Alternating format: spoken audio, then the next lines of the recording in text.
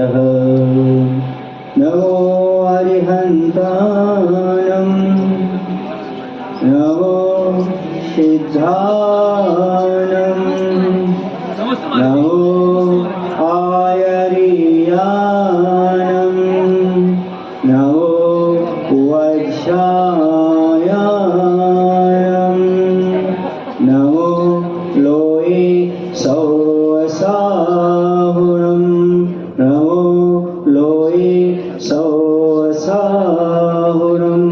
बोले पंच परमेष्ठी भगवान की 25 संवत्सरण महामंडल विधान की, देवालदेव श्री पार्श्वनाथ भगवान की, आचार्य कुंद महाराज की, गुरु नाम गुरु आचार्य श्री ज्ञान सागर जी महाराज की, आचार्य गुरुदेव भगवान श्री विद्यासागर जी महाराज की, मुनि संघ की।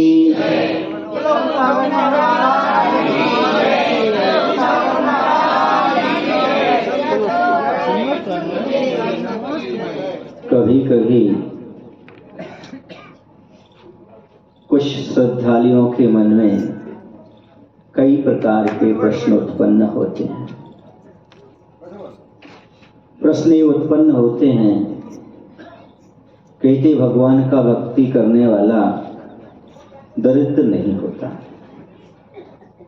भगवान की भक्ति करने वाला रोगी नहीं होता,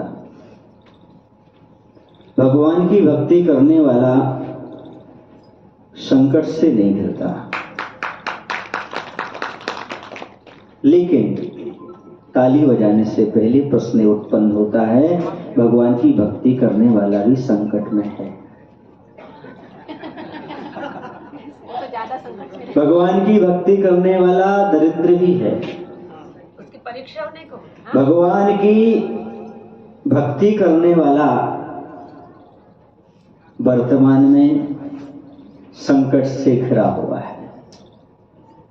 ऐसा क्यों होता है कि बहुत सारे श्रद्धालुओं के प्रश्न सामने खड़े हो जाते हैं?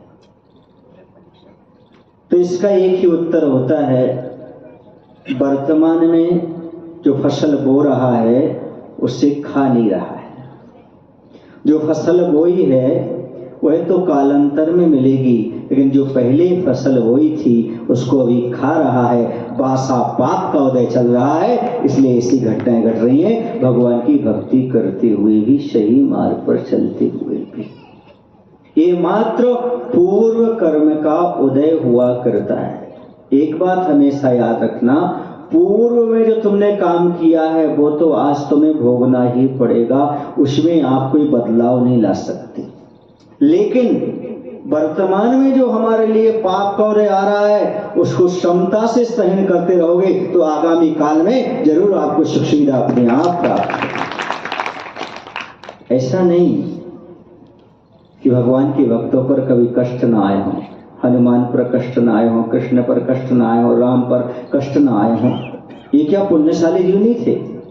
ये श्रद्धालु जीव नहीं थे कि परमात्मा को नहीं मानते थे, जो उसी भाव से परमात्मा बन गए? ऐसे रामचंद्र जी पर भी कष्ट आए, तो क्या वो भगवान के भक्त नहीं होंगे? क्या होंगे? आदिनाथ भगवान को कर्म कहता है 6 महीने तक नहीं अंतराय, क्योंकि पहले जो अपने कर्म किया है कि ये कर्म पूरब जो सहे क्यों नहीं, वह तो वह सहन करना ही पड़ेगा। ये मत समझना कि मैं भगवान की भक्ति कर रहा हूं तो संकट आ रहे हैं, ये मत सोचना कि मैं धर्म मार्ग पर बढ़ रहा हूं तो संकट आ रहे हैं। ये समझना पूर्व पर्याय में पाप किया था, इस कारण संकट आ रहे हैं। आज धर्म कर रहा हूं, सहन कर रहा हूं, आगे सारे संकट दूर हो जाएंगे और हम स्वयं एकदम संकट मोचक पारसनाथ हो जाएंगे। इस श्रद्धान के साथ भगवान की भक्ति करना, इस श्रद्धान के साथ भगवान की पूजन करना कि आज वर्तमान में दरिद्रता क्यों है हमारे पास। सोचो, विचार करो। आचार्य कहते कि आपके पास आज दरिद्रता क्यों है? मात्र पैसे की दरिद्रता नहीं होती, बहुत सी दरिद्रताएं हमारे जीवन में पड़ी रहती हैं और आज सबसे ज्यादा विचारों की दरिद्रता है। सबसे ज्यादा दरिद्रता यदि विचारों की हमारे पास, हम विचार अच्छा नहीं रख पाते, सोच अच्छा नहीं रख पाते, क्योंकि हमारा मन पानी की तरह है। पानी कहीं का भी हो, यदि ढलान पर जाता है तो कहाँ पहुंच जाता है? नीचे ही जाएगा। गंगा का जल भी क्यों ना हो, ढलान मिलेगा तो कहाँ जाता? नीचे जाता। ये उसे ऊपर भेजना हो तो हार्स पावर की मोटर लगाना पड़ती है।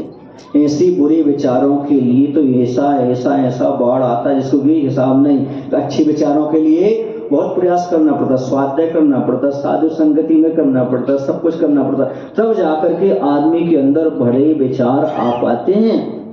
आचार्य कहते हैं वासना के विचार तो अनादिकाल से संस्कार हैं। यदि आज आपके भगवान की उपासना के और साधना के भाव हो रहे हैं, समझो अहो भाग्य है, कम से कम आप भगवान की आराधना और आत्मा की साधना करने का विचार कर रहे हो। ये अनादि के संस्कार हैं, मोह के, राग के, देश के, आज के नहीं है। आचार्य से कहते हैं पाप त्याग के बाद भी स्वल्प रहें संस्कार, झालर बजना बंद हो किंतु रहे झंकार। आया समझ में? झालर जो होती ना आपकी, झालर समझते हैं घंटी, वो ऐसी गोलाकार होती है, उसको बजा दो, बजाने के बाद छोड़ दो, फिर ऐसी आवाज उसमें आती रहती नहीं। इसी प्रकार से जो आप क्रियाएं छोड़ चुकी फिर भी कर्म के उदय से झंकार जीवन में थोड़ी थोड़ी बनी रहती है, आती रहती है। तो आचार्य कहते हैं कि ये सोचो आज तुम्हारे पास दरिद्रता है, इसका अर्थ क्या है? दरिद्रता का अर्थ क्या है? दरिद्रता का अर्थ ये है संपत्ति पा करके भी आपने उदारता नहीं दिखाई। पूर्व भाव में आपको संपत्ति थी लेकिन उदारता नहीं दिखाई। उदारता समझते हैं आप लोग? क्या? दान नहीं दिया, परोपकार नहीं किया, कभी गौशालाओं में दान नहीं दिया। यदि आज चाहते हो आप कि आगे हम दरिद्र ना बने तो संकल्प कर लो आज से, जहां भी होगा 2 रुपया भी होंगे 1 रुपया दान अवश्य करूंगा, भले 1 का भोग करूंगा। आगे आप दरिद्र नहीं हो सकते। वर्तमान में दरिद्रता का कारण मात्र एक ही है, संपत्ति पाकर के हमने दान नहीं किया, या धर्म क्षेत्र की संपत्ति हमें मिल गई, हमने उसका उपभोग कर लिया, निर्माल रखा लिया, इसलिए आज हम दरिद्र हो रहे हैं। इस प्रकार की स्थिति हो रही है। या हमने कहीं जाकर के कहीं पर बोली ली होगी, दान नहीं किया होगा, इसलिए आज हम दरिद्री हो रहे हैं। आपको एक प्रसंग सुना रहा हूं, ग्रंथ का नहीं निर्ग्रंथ का सुना रहा हूं। 2011 की बात है, गुना शहर में मैंने प्रवेश किया। वो राइस भाई बता नहीं गुना शहर में कैसा है माहौल है, पृथ्वी सागर के नाम से। क्यों राइस? अभी अक्षय सारे महाराज के साथ वो गई थी वहां पर। तो गुना शहर में जब हम गए तो एक सज्जन के यहाँ आहारचर्या संपन्न हुई।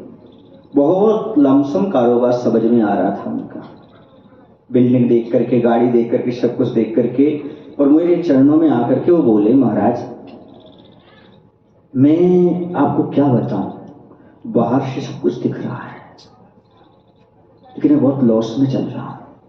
मैंने कहा कैसे लॉस में चल रहे हैं, क्या हो गया? बोले महाराज श्री हमारी ऐसी दशा है कि मैं लगभग 3 साल से 3-4 लाख के लॉस में चल रहा हूं। मैंने कहा इतना बिजनेस होने के बाद कैसे चल रहे हैं आप? बोले मुझे पता नहीं, आप कारण बताओ।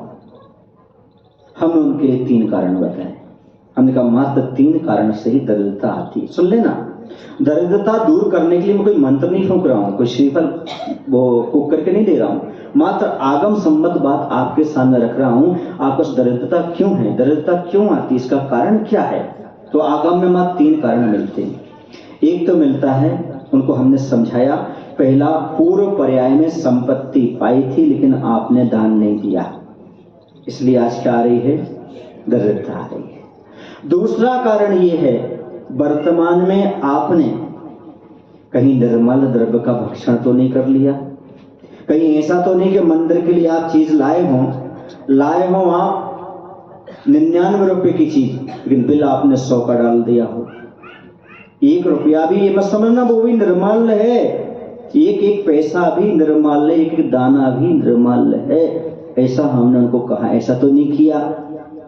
तीसरी बात यह है, आपने कहीं बोली ली हो या कहीं दान बोला हो और ना दिया हो। बोले महाराज जी 2 चीजें तो नहीं। पहली कौन सी चीज नहीं हुई? कौन सी चीज नहीं हुई? हमने पूरा प्रयास नहीं। पूर्व भाव का तो हमें नहीं पता। इस भाव का ये है कि एक बात हमसे ये हो गई महाराज, दो बातें नहीं हुई। पूर्व भाव का तो क्योंकि हमारे पास संपत्ति थी, अभी भी है, इसलिए हम पूर्व भाव का तो हम नहीं मानते। ने दान दिया होगा तो हमारे पास संपत्ति है।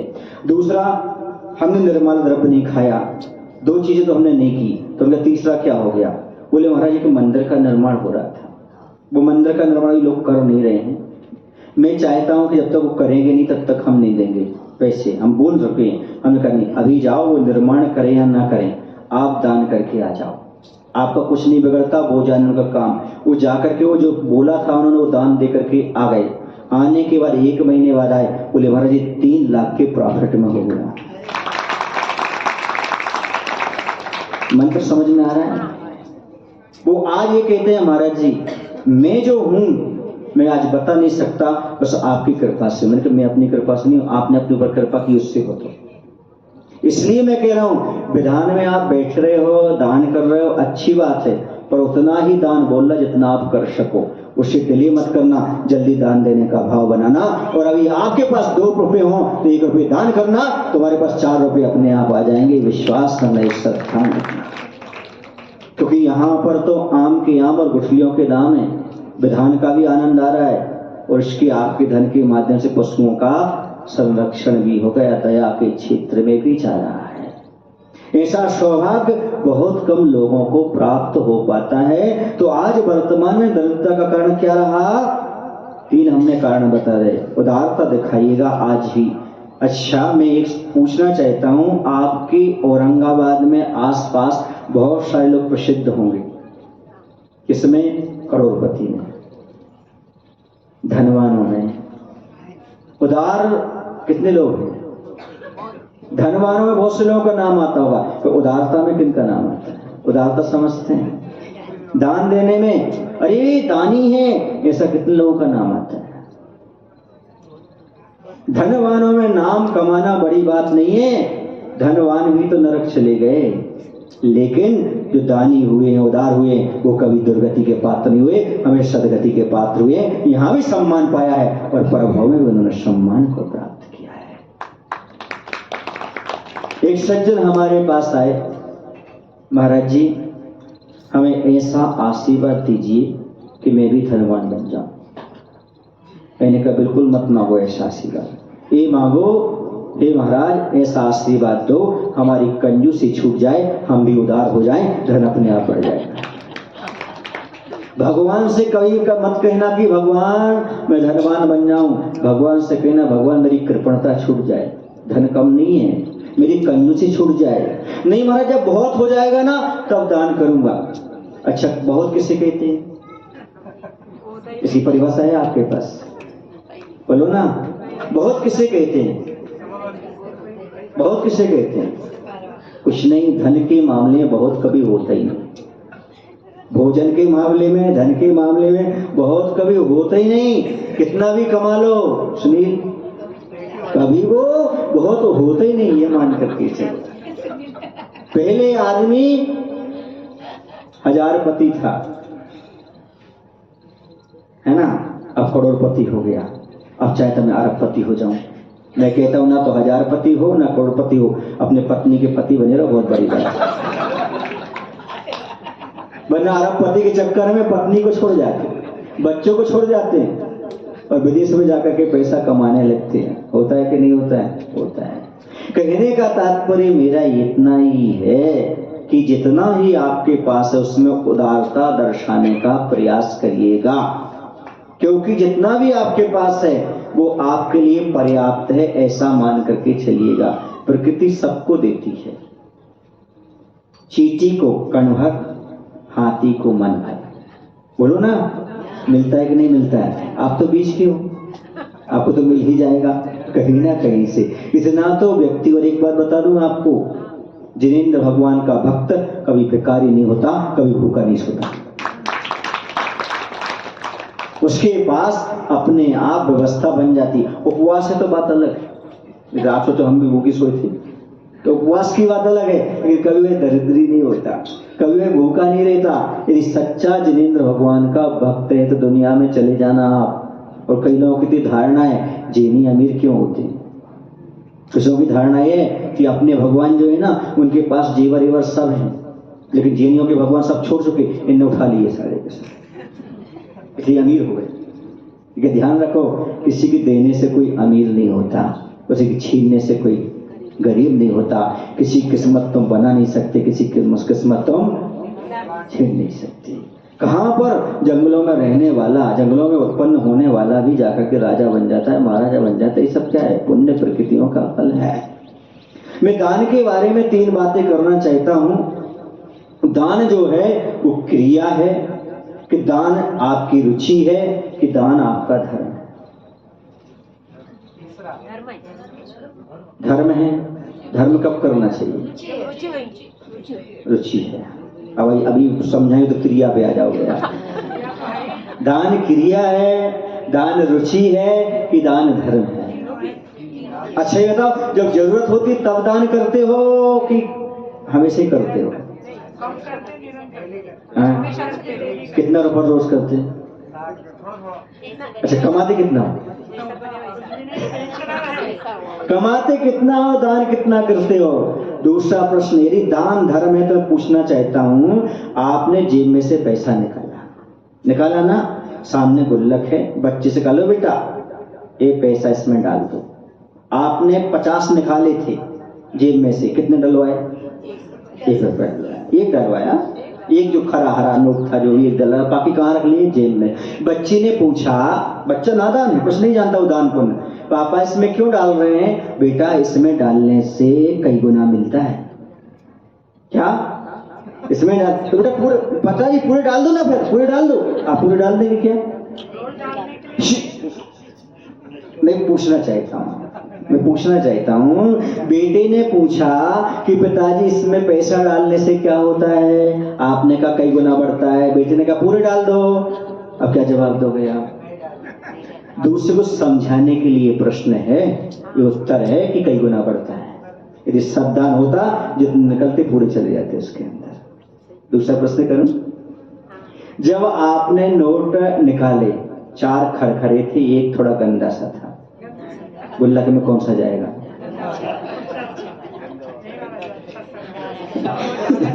कौन सा जाएगा? जैसे आप खेत में अच्छा बीज बोते हो, क्यों खराब नहीं बोते? क्यों नहीं बोते?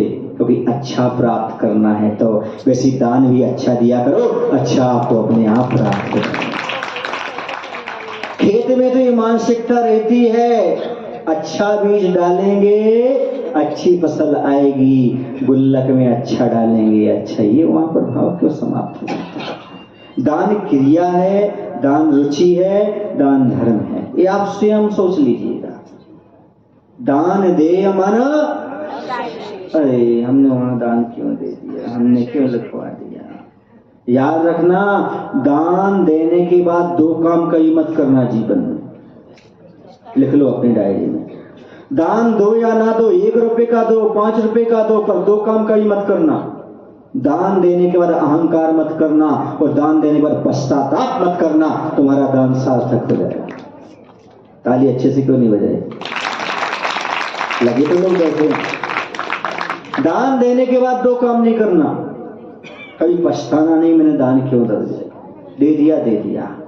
और कभी अहंकार मत करना, मेरा नाम बोला गया, मेरा नाम क्यों नहीं बोला गया, मेरा नाम लिखना चाहिए, ऐसा करना चाहिए। ये 2 काम नहीं करना, आपका दान धर्म बन जाएगा, वरना दान क्रिया रह जाएगी।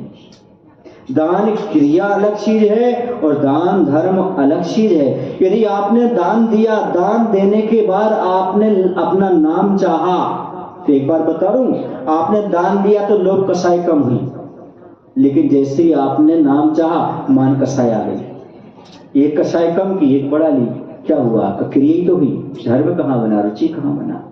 रुचि वाला व्यक्ति, सामने वाला बोलता है हम नाम लिखेंगे, लिखना उसकी मर्जी है, वो तो लिखेगा ही, लिखने दो, कोई वादा नहीं। आप नहीं कहना, और ना लिखे तो नाराज नहीं होना। 2 बात, आप नहीं कहना मेरा नाम लिखो, आप नहीं कहना और ना लिखे तो नाराज नहीं होना। वो लिखता है तो उसकी मर्जी है, ये उसका काम है, उसको लिखने दो।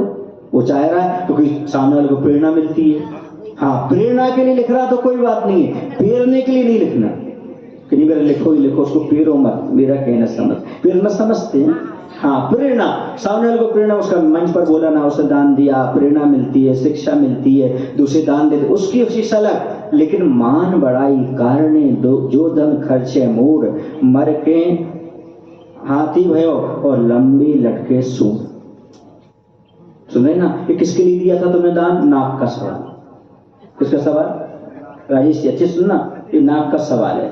नाक के सवाल के लिए दान दिया है तो भगवान कहता है तेरे लिए इतनी बड़ी नाक दूंगा, इतनी नाक दूंगा, नाक से उठा के खाएगा तू।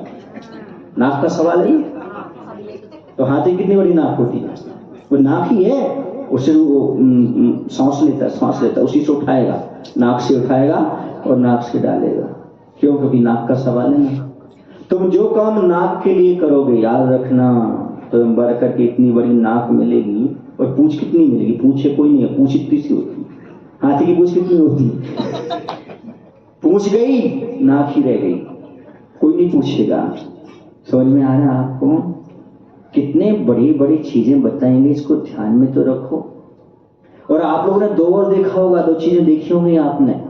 एक देखा होगा ना आपने चित्र लक्ष्मी का, एक देखा होगा सरस्वती का। सरस्वती कोई स्त्री नहीं है, कोई देवी नहीं है।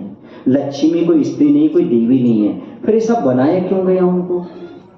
उनकी वाहन भी तैयार कर दिए। सरस्वती का वाहन हंस और लक्ष्मी का वाहन उल्लू।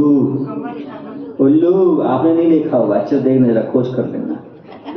हाँ, लक्ष्मी का वाहन उल्लू है। अभी आपको पता नहीं है, कहीं देखना पुरानी फोटो आपको मिल जाए तो। अब बदल दिया कमल वो बात अलग, बदल दिया, जमाना बदलता जा रहा है, क्योंकि हम जैसे लोगों ने समझाया तुमको समझ में आया। हाँ, कहीं भी देख लेना आप, जैसे गणेश जी के साथ क्या बना देते हैं वो चूहा, ऐसे ही आपको पुरानी फोटो में क्या मिलेगा? उल्लू मिलेगा। क्यों? ये किसी दार्शनिक ने बनाया है, किसी चिंतक ने बनाया है। उसने कहा है कि जो वास्तव में ज्ञानवान होते हैं वो सरस्वती की पूजा करते हैं। किसकी पूजा करते हैं? और हंस क्या काम करता है? हंस क्षीण विवेक वाला होता है, अच्छे अच्छे को ग्रहण कर लेता है, बुरे बुरे को छोड़ देता है, दूध दूध ग्रहण कर लेता है, पानी पानी को, इसे बोलते हैं क्षीर नीर विवेक। जो ज्ञानवान होगा, सरस्वती का उपासक होगा, वो पानी पानी छोड़ देगा और क्या ग्रहण कर लेगा? दूध दूध ग्रहण कर लेगा। इसलिए वह किसका उपासक हो गया? हंस हो गया, हंस दृष्टि वाला हो गया। इसलिए वह वाहन क्या हो गया? हंस हो गया, और उस पर बैठने वाली सरस्वती हो गई। आप देखिएगा, जो धन का उपासक होता है, जिसको धनी धन दिखता है, वह लक्ष्मी वाला हो गया। सुन रहे ना? सुन रहे आप लोग की नहीं? उसके सिर पर लक्ष्मी बैठ गई तो क्या बन गया? उल्लू बन गया। उल्लू को क्या नहीं होता?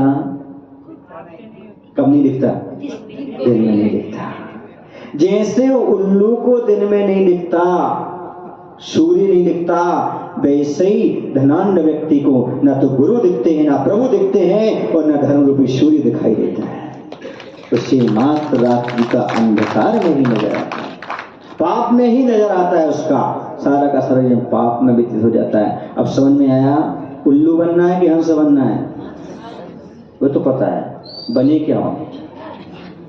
यदि आपके जीवन में मात्र धंधा ही धंधा है, आपके जीवन का उद्देश्य मात्र धंधा है, मुख्य पॉइंट है, आज के प्रवचन का मुख्य पॉइंट है, आपके जीवन का उद्देश्य मात्र धंधा है, तो तू आंख वाला होकर भी अंधा है, तू आंख वाला होकर भी अंधा है।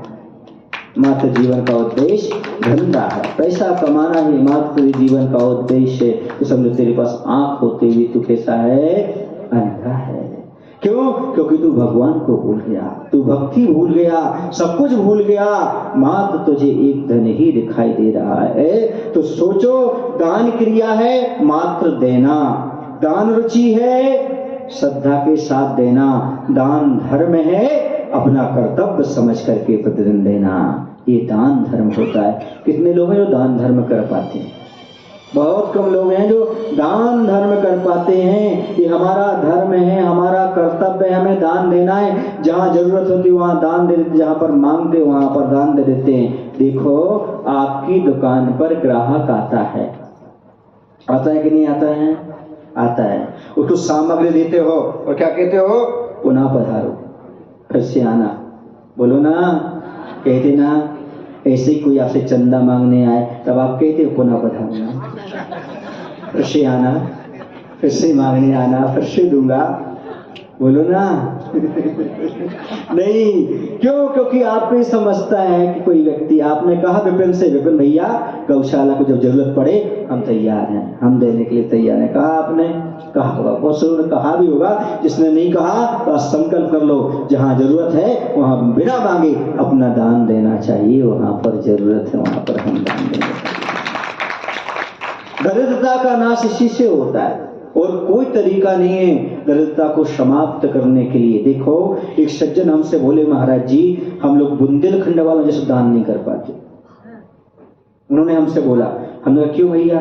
बोले अरे ऐसी ऐसी बोलियां सुनने में आते, ऐसा ऐसा था। हमने कहा पहले वो भी शून्य थे, लेकिन आचार्य भगवान की कृपा से जब से आचार्य के नगर में चरण पड़े, परिवार में आहार हुआ, जब से चतुर्मास हुए, उन्होंने दान देना शुरू किया, आज वो संभाल नहीं पा रहे, इतना धन उनके पास आ गया, इसलिए इतनी बड़ी बड़ी बोली अपने आप लेके चले जा रहे हैं।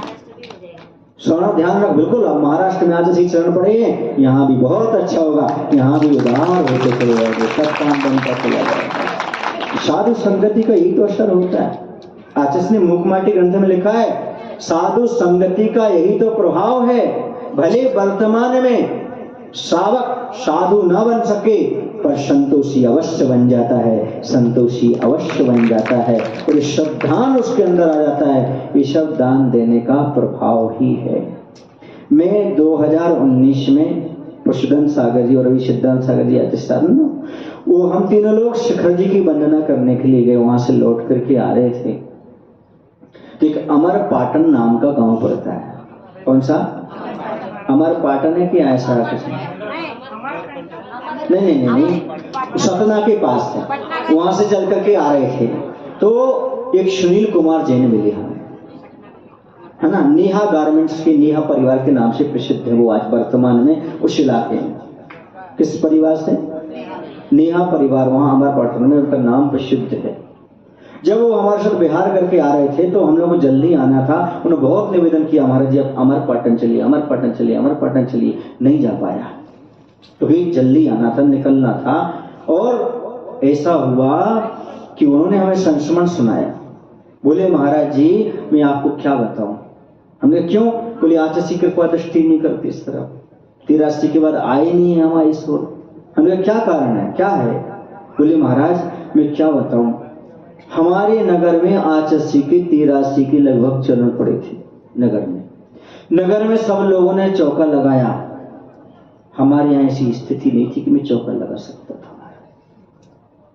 ऐसी स्थिति नहीं थी हमारे घर में कि हम चौका लगा सके, मतलब हम पड़गाहन कर सकें, इतना हमारे पास भोजन पानी की सामग्री नहीं थी। उन्होंने बोला, फिर बोले लोगों ने कहा तो जैसे तैसे हमने क्या किया, सबके यहाँ लग रहा था, देखा मैं भी लगाऊं, और मैंने लगा लिया। किस्मत से आचार्य भगवंत का पड़गाहन हमारे घर में। उस दिन का दिन है कि आज मैं धन दौलत को संभाल नहीं पा रहा हूं, आपकी कृपा दृष्टि और हो जाए तो बहुत अच्छा हो। ये होते हैं बंधु, इस जमीन पर साधु के चरण पड़े हैं, देखना एक न एक दिन इस जमीन का कायाकल्प अवश्य होगा। क्यों? क्योंकि ये मात्र रत्नात्रय का प्रभाव हुआ करता है, साधु परमेष्टि का प्रभाव हुआ करता है, मंत्रों का प्रभाव हुआ करता है। यहाँ पर साधु ही नहीं आए, साक्षात समोषण आया है, इसका महत्व अलग है। इसमें आप जितना दान करोगे दिन रात आपकी वृद्धि अपने आप होती चली जाएगी। आपने उन क्षेत्रों को दान दिया होगा जो खड़ा होगा, आपने वहां पर दान दिया होगा जब अचेतन तीर्थ होंगे, लेकिन यहाँ पर गौशाला चेतन तीर्थ है। इस पर जो दान करेगा वह रात दिन फलीभूत होगा और उसका अगला होगी बहुत सुख समृद्धि रूपा प्रतीत होगा। ये मत समझो भी यहाँ कुछ नहीं है, लेकिन भगवान का समोषण लग गया, और भगवान का जहाँ समोषण लगता है ना उस समय साक्षात तो यार योजनों तक सुविक्ष हो जाता है। क्या हो जाता है? सारी की सारी मिट्टी पवित्र हो जाती है, देवता भी आकर के वहां पर व्यवस्था करने के लिए तैयार हो जाते हैं। क्यों? क्योंकि भगवान का यहाँ पर साक्षात समोषण है। आज वर्तमान में साक्षात नहीं है, लेकिन इसे आप साक्षात ही मान करके चलो। जो हमारे पास उपलब्ध है, जैसा तत्व हमें मिला है वो हमारे लिए पर्याप्त है। तो मैं यही कहना चाहता हूँ, आप यहाँ से जहाँ भी गए आपने व्यापार का दिमाग लगाया होगा, पर कभी आपने दान का सोचा? भैया हम यहाँ से जाएंगे तो कहाँ पर कितना दान करेंगे, कहाँ पर कितना दान करेंगे? अब याद रखो, जब भी आप धन कमाओ तो ये तो सोचना ही, ये परिवार को देंगे, यहाँ देंगे, यहाँ खर्च करेंगे, लेकिन कुछ परसेंट ये सोचना, इतना परसेंट मैं दान अवश्य करूंगा। 2%, 4%, 5%, 10%, 12%, कुछ ना कुछ आप निकाल करके अवश्य रखना। यदि 100 रुपये कमाते हो तो 2 निकाल करके रख लेना, ये दान के लिए है, ये इसके लिए है। फिर देखना आपका जीवन उसी समय से आप अभी सोचते हुए क्या है, क्या करना, क्या करना, नहीं, एक गुल्लक बनाइए आप। और आप 100 रुपये कमाते हो, 5 रुपये, 2 रुपये, 4 रुपये उसमें डालिएगा और ये सोचिए जब कभी दान देना पड़ेगा मैं ये गुल्लक खोल करके दूंगा। आप जैसे इस गुल्लक में, अभी आपने दान किया नहीं है, पर इस भाव से निकाल के रखा है कि मैं ये दान करूंगा, देख लेना आपका इनकम और बढ़ेगा, आपको और आनंद की अनुभूति होती चली जाएगी। आप कहेंगे क्या है, कैसा है महाराज, ये कैसा तरीका बताया आपने, ये कौन सा मंत्र दे दिया आपने? जब से मैंने गौशाला के नाम से अपने घर में गुल्लक रखी है, तब से मैं तो हर घर में एक गुल्लक होना चाहिए। क्या होना चाहिए? गौशाला के नाम से, उसमें आप स्वस्थ भी रहेंगे। जो आप डॉक्टर के यहाँ, मेडिकल के यहाँ जाकर के धन खर्च करते हैं, वो यदि 5 रुपये रोज आप गौशाला के लिए अपने घर में गुल्लक बना लेंगे, तो मैं कहता हूँ आप दिन दूनी रात चौगुनी अपने आप स्वस्थ होते जाएंगे, घर वृद्धि होते जाएंगे। आज से संकल्प कर लो, 2 रुपये सही, 5 रुपये सही, लेकिन इस गौशाला के लिए अपने यहाँ गुल्लक बना करके रखेंगे। कितने लोग हैं, हाथ ऊपर करो। ये सारे लोग हैं। विपिन भाई, गुल्लक नहीं, ये सब लोग जो है ना अपने घर में इस गौशाला के लिए गुल्लक रखेंगे और रोज 2 रुपये है, 5 रुपये, जितनी आपकी स्वेच्छा हो, और हर महीने आपको गुल्लक खाली करना। कब करना है और कहाँ करना है खाली? जहां पर भगवान का आज समोसा लगा हुआ है, उसमें आपको गौशाला के नाम से भले आप 2 रुपये डालो, हर महीने आपके 60 रुपये होंगे ना, 100 रुपये होंगे ना, एक गाय के लिए चारा, भोजन, पानी मिलेगा। और जैसे वो स्वस्थ होगी वैसे तुम्हारे बच्चे स्वस्थ होने लगे, तुम्हारा परिवार स्वस्थ होने लगेगा, दान का दान होगा और आपका स्वास्थ्य का लाभ होगा।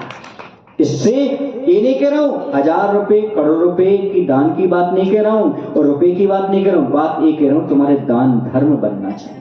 और जब दान धर्म बनेगा तो आपका सब कुछ निरंतर पवित्र होता चला जाएगा। आप स्वयं देखेंगे आपके जीवन में कितना परिवर्तन आ रहा। मत 1 महीने करके देख लो, और परिवर्तन ना आए तो हमारे पास आना, फिर मैं देख लूंगा।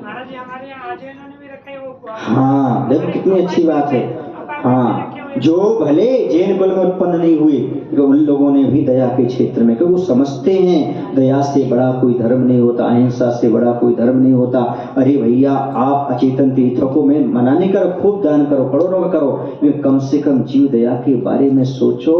उन प्राणियों की, आपके परिवार किसी को रोग हो जाता, खुद को रोग हो जाता, कैसी दशा होती है, ऐसे उन जीवों के भाव, उनको बचाने के भाव जो रखेगा, उसका तो दिन दूना रात चौगुना अपने आप होता चला जाएगा।